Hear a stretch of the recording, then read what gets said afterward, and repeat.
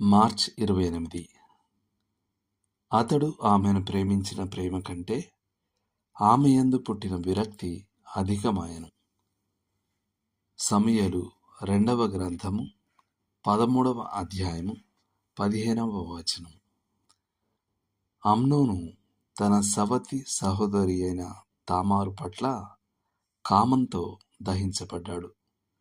ఆమె అందంగా ఉంది మరియు అతను ఆమెను పొందాలని నిశ్చయించుకున్నాడు. తాను చేయాలనుకున్నది దేవుని ధర్మశాస్త్రం చేత స్పష్టంగా నిషేధించబడిందని అతనికి తెలుసు కాబట్టి అతను నిరాశ చెందాడు. కానీ అతను ఆమె పట్ల కోరికతో ఎంతగా నిండిపోయాడంటే మరే ఇతర విషయాలు ముఖ్యమైనవిగా అనిపించలేదు. కాబట్టి అతను అనారోగ్యంగా ఉన్నట్టు నటించి ఆమెను తన గదిలోకి రప్పించి ఆమెను బలాత్కరించాడు. ఆ ఒక్క క్షణపు కామావేశం కోసం అతను సర్వస్వం త్యాగం చేయడానికి సిద్ధంగా ఉన్నాడు. కానీ ఆ తర్వాత కామం విరక్తిగా మారింది.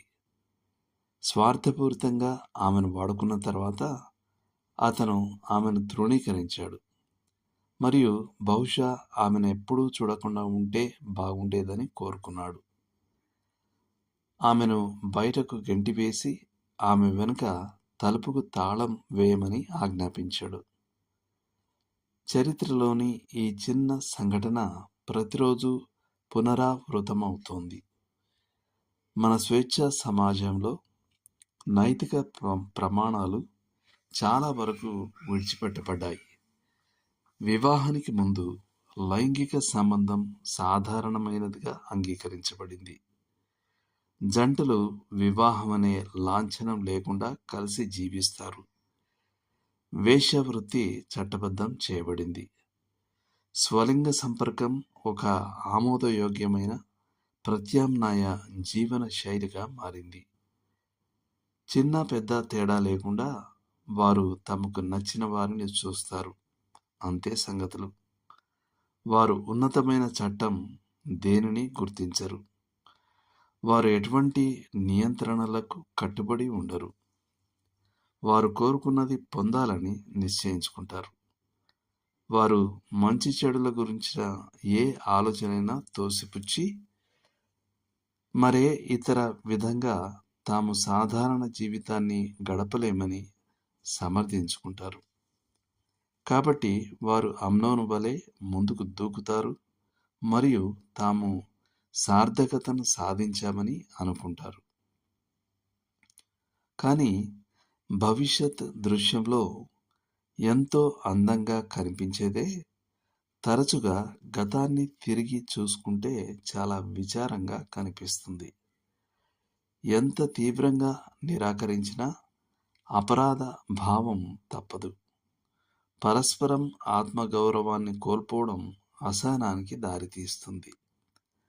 అది తరచుగా విజృంభించి కలహాలకు, ఆ తర్వాత ద్వేషానికి దారితీస్తుంది. ఒకప్పుడు ఎంతో అవసరమైన వ్యక్తిగా కనిపించిన వారు ఇప్పుడు నిశ్చయంగా అసహ్యకరమైన వ్యక్తిగా కనిపిస్తారు. అక్కడ నుండి కొట్టుకోవడాలు, కోర్టు గొడవలు మరియు హత్యల వరకు వెళ్ళడం సులభమైన అడుగు. శాశ్వతమైన సంబంధాన్ని నిర్మించడానికి కామం కుళ్ళిపోయిన పునాదిని వేస్తుంది.